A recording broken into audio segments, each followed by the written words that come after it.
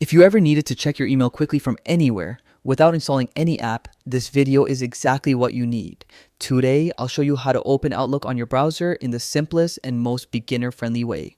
Whether you're using a work laptop, a shared computer, or just want fast access, this guide will walk you through everything step by step. Let's get started. First, open any web browser you prefer.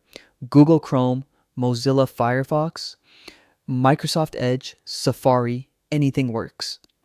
In this guide, I'm using Chrome because it's fast, secure, and works smoothly with Microsoft services, but feel free to use whatever you already have.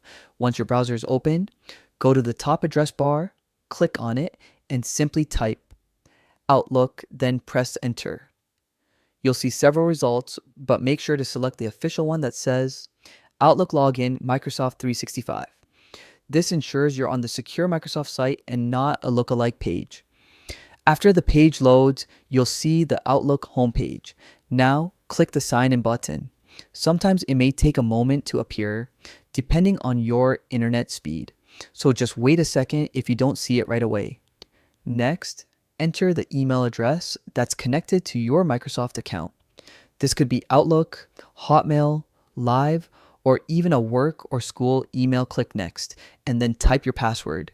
Remember, passwords are case sensitive, so double check if something doesn't work. After that, Microsoft will ask if you want to stay signed and select yes, only if you're using your own personal device. It saves time in the future, but if you're on a shared or public computer, choose no to keep your account secure, and that's it. Once everything loads, you'll be taken straight to your Outlook inbox. You can read emails, send messages, check your calendar, or access your documents right from your browser. No installations needed. If you run into any problems, don't worry.